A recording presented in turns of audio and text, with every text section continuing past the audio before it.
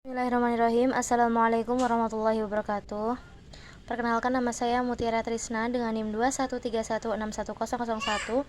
Izin menjelaskan mengenai tugas 3. Yang pertama, di sini saya akan menjelaskan mengenai pembuktian dari hasil kali dua bilangan rasional adalah bilangan rasional. Oke, di sini kita tahu bahwasanya bilangan rasional itu adalah disimbolkan dengan hi. Di mana hi adalah A per B, A per B, dan A, B adalah anggota dari bilangan bulat, di mana B tidak boleh sama dengan 0. Oke, suatu bilangan X dikatakan rasional jika terdapat A dan B, anggota bilangan bulat, sehingga X dapat dibentuk sebagai A per B. Pembuktiannya, misalkan jika di sini saya misalkan dengan X1 dan X2, di mana X1 adalah anggota hi, X1 itu juga akan memenuhi A1 per B1, di mana B tidak boleh sama dengan 0, dan A1 dan B1 tersebut juga termasuk bilangan bulat. Kemudian yang kedua adalah X2. X2 adalah anggota bilangan rasional, di mana X2 adalah A2 per B2, dia dapat dibentuk menjadi A per B. Untuk B2 tidak boleh sama dengan 0, A2, B2 adalah anggota dari bilangan bulat. Oke, di sini pembuktiannya mengenai hasil kali dua bilangan bulat, dua bilangan rasional adalah bilangan rasional. Tadi kan dimisalkan dengan X1 dan X2, maka di sini dituliskan X1 dikali X2 akan sama dengan X1 kali X2.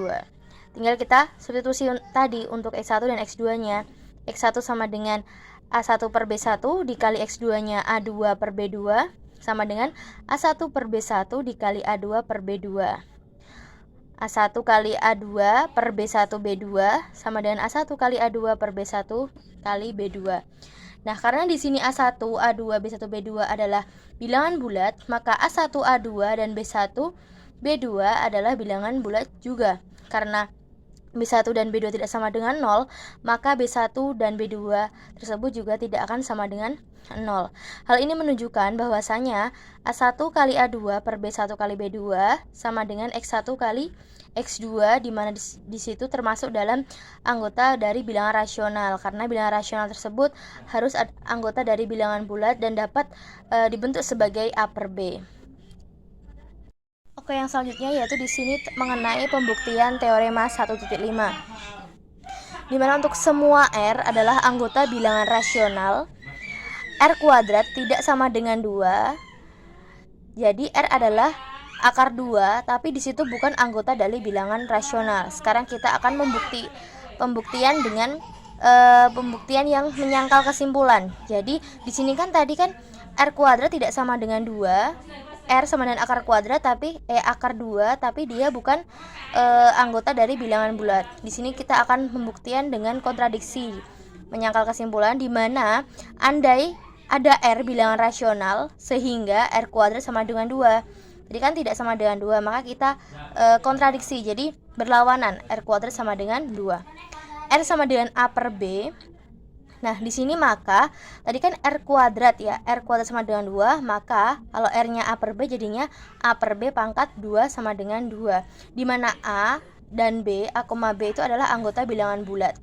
Sama seperti tadi, A, B bilangan bulat. Oke, di sini kita asumsikan bahwa faktor persekutuannya dari bilangan ini kita misalkan adalah 1. Kenapa 1? Karena kita ambil misalkan 2 per 6.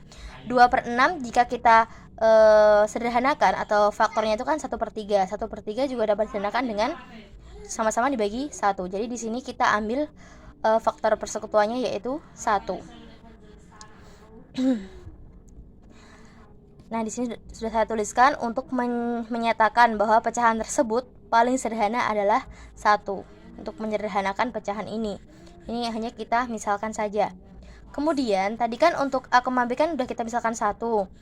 Nah, di sini R tadi adalah A per B, berarti A per B kuadrat sama dengan 2. Berarti A kuadrat per B kuadrat dikalikan dengan pangkatnya sama dengan 2, berarti A kuadrat sama dengan 2B kuadrat. Maka dari itu A kuadrat adalah bilangan genap. A kuadrat genap, maka A juga adalah bilangan genap, sehingga B adalah ganjil. Kenapa? Karena di sini 2 dikalikan sesuatu. Nah, di sini B adalah ganjil. B sama dengan 2. Bisa kita tuliskan dengan 2N. A sama dengan 2M. 2M per B pangkat 2 sama dengan 2. Ini kita kalikan dengan pangkatnya, sama dengan 2M per B kuadrat. Maka B kuadrat adalah bilangan genap. Loh, kenapa di sini genap padahal tadi sebelumnya ganjil? Nah, inilah yang dinamakan dengan pembuktian kontradiksi.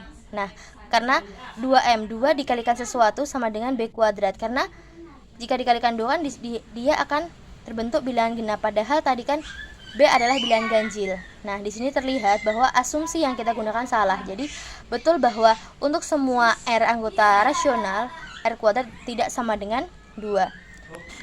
Kemudian yang selanjutnya yaitu B kuadrat bilangan genap, maka B juga genap.